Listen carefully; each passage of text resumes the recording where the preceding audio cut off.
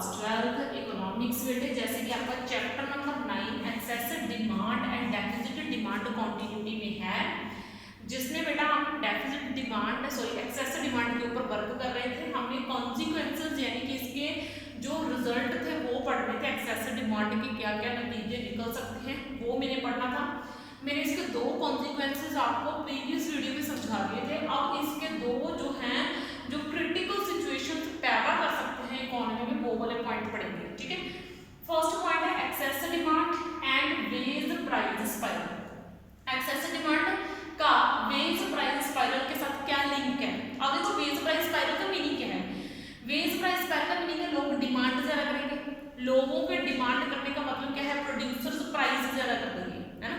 Price बढ़ाने का मतलब क्या है? जो प्रोड्यूसर्स दूसरे हैं वो बाजार से जब रॉ मटेरियल खरीदने जाएंगे तो उनको महंगा मिलेगा। जब उनको रॉ मटेरियल महंगा मिलेगा तो वो जो सामान बनाएंगे वो भी तो महंगा ही होगा, है ना। तो वो मार्केट में जब उतरेगा फिर से वो महंगा बिकेगा, उसको बोलते हैं वेज प्राइस स्पाइरल। ठीक है, और देखो क्या ना, excess demand leads to a wage price spiral. Excess demand एक कारण होता है किसका? वेज प्राइस स्पाइरल का। ये जो तनख्वाह का यानी कि मजदूरी, बेस का यानी कि मजदूरी, प्राइस यानी कि जो चीजों का प्राइस है, उनका स्पाइरल यानी कि उनका ऐसे ना गोल बन जाता है, जाल बन जाता है, यानी कि हमारी इकोनॉमी इसमें उलझती चली जाती है, उलझती चली जाती है, इसको खोल नहीं सकते हम, ये खुलता ही नहीं है। तो एक्सेसिव डिमांड है लीड यानी कि कारण बनता है किसका? वेज प्राइस स्पाइरल का in the economy. It is a situation when wages catch prices. ये देखो, यानी कि जब वेजेस जो हैं वो बढ़ जाती हैं, जब वेजेस बढ़ेगी तो लोग खर्च ज्यादा करेंगे, और खर्च ज्यादा करेंगे तो फिर इसका मतलब चीजें जो हैं उनको महंगी करनी पड़ेगी, महंगी करनी पड़ेगी तो प्रोडक्शन की कॉस्ट बढ़ेगी, प्रोडक्शन की कॉस्ट बढ़ी तो एम्प्लॉयर्स अपना हक ज्यादा मांगेंगे, फिर से चीजें महंगी हुई क्योंकि लोगों के हाथ में पैसा ज्यादा आया। तो इस तरीके से ये एक सर्कल सा बन जाता है और हम इसी सर्कल को डिस्कस करेंगे। तो देखो, व्हेन जब wages cash prices, wages catch prices, wages यानी कि मजदूरी जो है वो प्राइस को बढ़ावा देती है और प्राइस जो है वो मजदूरी को बढ़ाती है। ठीक है, accordingly the economy may be driven to a situation of hyperinflation। तो हमारी इकोनॉमी इस तरीके से यहाँ से चलती चलती चलती चलती एक सर्कल में जो है फंस जाती है, जिसको निकालना बहुत मुश्किल हो जाता है, उसको बोलते हैं स्पाइरल। ठीक है, अब देखो हम समझते हैं वेज स्पाइरल बनता कैसे है। वैसे तो वैसे ही बनता है जैसे मैंने आपको समझाया, लेकिन जब आप लिखोगे तो कैसे लिखोगे? देखो, ऑइंग टू एक्सेस डिमांड के कारण there is pressure of demand on existing resources. तो जो है हमें पता है कि लोगों की डिमांड बहुत ज़्यादा होती है और प्रोड्यूसर के पास डिमांड बढ़ा नहीं सकते, उनके पास कुछ भी नहीं होता है, वो किस रिसोर्स से डिमांड बढ़ाएं।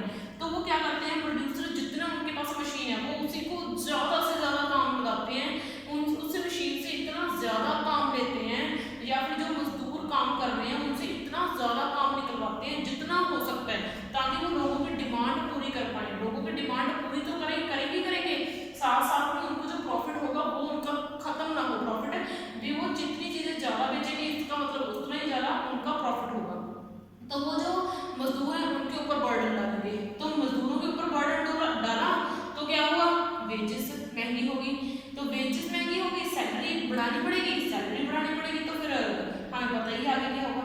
आगे सबसे आपको यहाँ तक समझ आया, ऑइल जो एक्सेसिव डिमांड की, एक्सेसिव डिमांड के कारण प्रेशर बढ़ जाता है डिमांड का, लोगों की मांग का एग्जिस्टिंग रिसोर्सेज के ऊपर। जो रिसोर्सेज हमारे पास हैं हम उसी से काम चलाते हैं। कॉन्सिक्वेंटली नतीजा क्या निकलता है?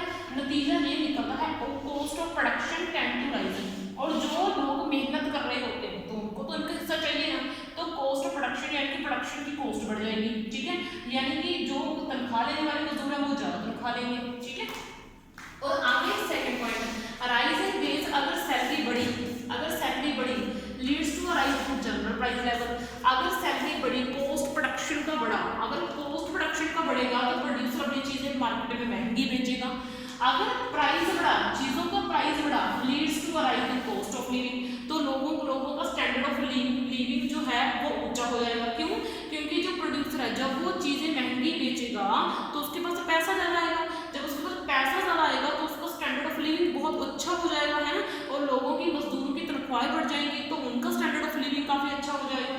तो यानी कि एक्सेसिव डिमांड जो है हमें देखने में तो बहुत फायदेमंद लगती है, लेकिन जो हमारी इकॉनमी है ना, जो स्पाइरल में फंस जाती है, तो उसको निकालना बहुत मुश्किल हो जाता है। Rise in cost of living, अगर लोगों का जीवन का स्तर ऊंचा हो गया बहुत ज़्यादा, तो leads in rise in wages. इसका कारण क्या है? क्योंकि उनकी तनख्वाह ज़्यादा है। ये देखो कैसे एक पॉइंट फिर दूसरे पे आके अड़ जा रहा है, दूसरा पॉइंट फिर तीसरे पे आके अड़ जा रहा है, यानी कि बात घुमा फिर आके फिर वहीं पे आ रही है। ठीक है, तो आ गया लॉस ऑफ प्रॉफिट।